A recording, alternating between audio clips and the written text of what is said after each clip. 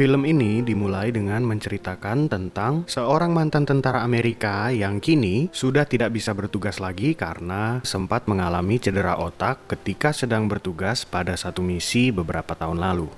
Dia bernama Jonathan Briggs atau kita panggil saja Briggs, yang sekarang bekerja pada satu restoran cepat saji untuk mengisi hari-harinya setelah ia pensiun dari pasukan Amerika.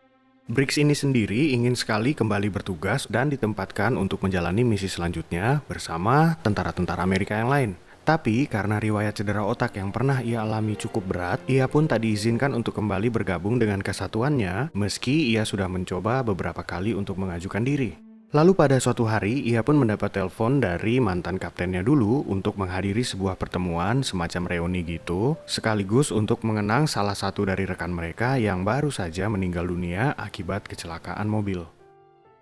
Kemudian pada pertemuan itu, ia pun bertemu dengan mantan kaptennya dulu. Lalu setelah acara selesai, ia pun kembali mengutarakan keinginannya kepada sang kapten untuk bergabung ke kesatuannya dan kembali ambil bagian pada misi-misi yang akan datang selanjutnya. Bahkan Briggs sampai rela berlutut di depan kaptennya demi agar bisa diizinkan kembali bergabung dengan kesatuannya. Namun tetap saja, kaptennya tidak mengizinkan ia kembali bergabung dengan kesatuannya karena mengingat cedera otak yang pernah ia alami adalah cedera yang cukup berat. Kemudian sang kapten menyarankannya untuk beristirahat saja di rumah dan menikmati hari-harinya sebagai rakyat sipil biasa. I'm sorry. You're home safe. Lalu keesokan harinya, tanpa diduga, sang kapten tiba-tiba mendatangi Briggs, kemudian mengundangnya untuk datang ke markas pasukan Amerika Serikat. Briggs yang senang kemudian bersiap-siap untuk langsung mendatangi kapten di markas pasukan Amerika. Ia berharap bisa kembali ditugaskan sesuai dengan apa yang ia inginkan. Setelah sampai di markas, kemudian kapten mengajak Briggs untuk berjalan-jalan menuju suatu tempat sambil menjelaskan tugas yang akan ia jalani nanti. Ternyata Briggs akan ditugaskan untuk mengantarkan seekor anjing perang yang dulunya adalah milik salah satu rekannya yang barusan tewas karena kecelakaan mobil. Pihak keluarga yang berduka ingin anjing itu hadir pada upacara pemakaman rekannya karena diketahui anjing itu dulunya adalah sahabat baik almarhum ketika sedang bertugas di medan perang. Anjing perang yang dimaksud itu bernama Lulu, berasal dari ras anjing Belgian Malinois yang dikenal disiplin, punya daya tempur yang baik, dan setia pada satu majikan saja. Lulu ini terkenal sebagai anjing yang sangat agresif dan sudah melukai banyak orang ketika mencoba untuk menjinakkannya. Karena terlalu agresif dan majikannya sudah tidak ada, kemudian Lulu ini akhirnya tidak bisa ditugaskan lagi ke medan perang karena tidak ada yang sanggup untuk menjadi majikan barunya. Akhirnya, sang kapten memutuskan supaya anjing ini dimusnahkan saja, tapi sebelum dimusnahkan, ia harus menghadiri acara pemakaman mantan majikannya yang akan dilakukan dalam beberapa hari ini. Setelah diiming-imingi akan dibantu untuk kembali ke kesatuannya, kemudian Briggs menerima tawaran pekerjaan dari sang kapten ini. Lalu perjalanan antara Briggs dan Lulu dimulai. Perjalanan sejauh 1.500 mil akan mereka tempuh menuju sebuah tempat di dekat perbatasan antara Meksiko dan Amerika Serikat. Di perjalanan, Lulu pun mulai mengerang dan mulai menggonggong karena situasi yang baru dan belum saling mengenal dengan Briggs. Bahkan Lulu sempat menyerang beberapa orang yang lewat ketika mobil mereka sedang berhenti untuk beristirahat. Lalu pada suatu ketika sedang berjalan, Lulu kemudian tiba-tiba melompat keluar dari jendela, lalu lari ke arah hutan tanpa Briggs tahu apa penyebabnya. Setelah sekian lama mengejar Lulu, Briggs pun sampai ke sebuah tempat di mana tempat itu ternyata ada sebuah ladang ganja tersembunyi yang dimiliki oleh seseorang. Lalu kemudian Briggs mendapati Lulu sedang duduk tenang di dalam rumah dan terlihat akrab dengan sang pemilik rumah. Lalu Briggs bertanya, bagaimana caranya Anda bisa begitu akrab dengan anjing pemburu sebuas ini? Si pemilik rumah berkata dia tidak melakukan apa-apa kepada Lulu. Dia hanya bercerita kepadanya, membelai badannya, dan memberinya sedikit makanan.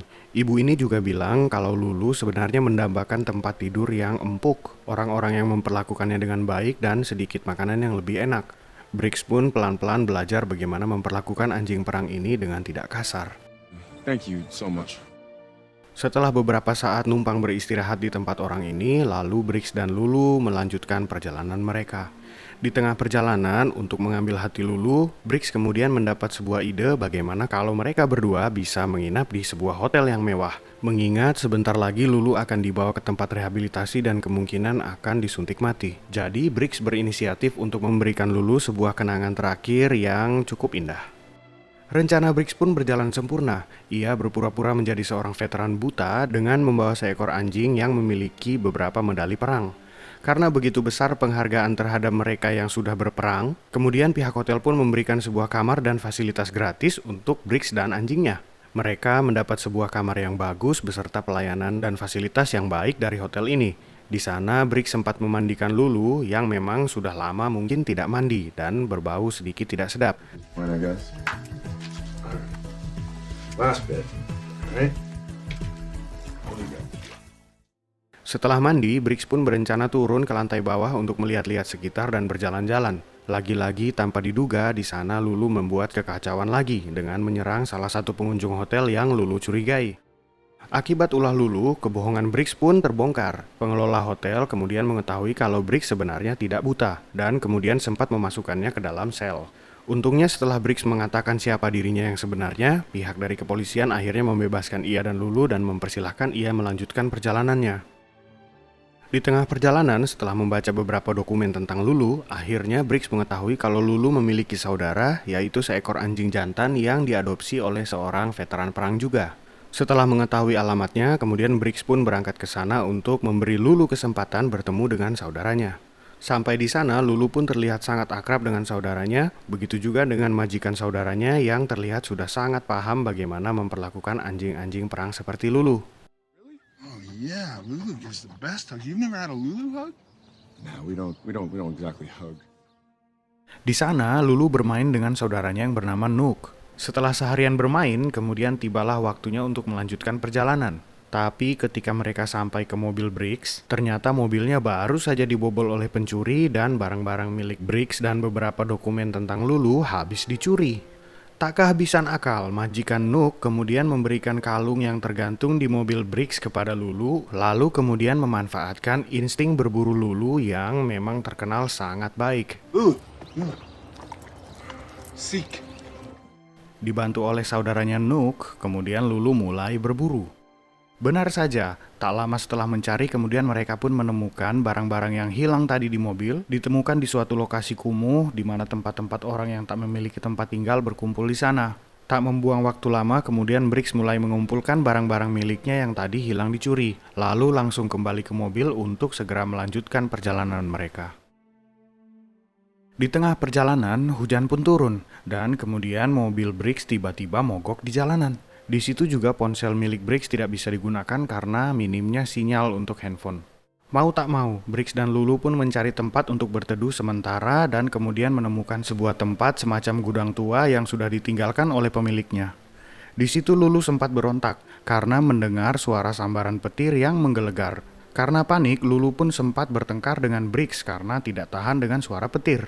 Di situ Briggs sepertinya ingin menyerah untuk mengurusi Lulu karena tak tahan dengan tingkah lakunya yang mudah marah dan mudah menyerang orang lain. Tapi setelah menenangkan diri, akhirnya Briggs masuk kembali ke gudang itu dan ia pun berdamai dengan Lulu dan menghabiskan malam itu dengan damai. Pagi pun tiba. Briggs pun memutuskan untuk berjalan kaki bersama Lulu sambil mencari tumpangan menuju ke lokasi pemakaman yang jaraknya tak begitu jauh lagi. Setelah mendapat tumpangan, Briggs dan Lulu pun turun untuk melanjutkan perjalanan, tapi terlihat Lulu sudah terlalu lelah untuk melanjutkan perjalanan lagi.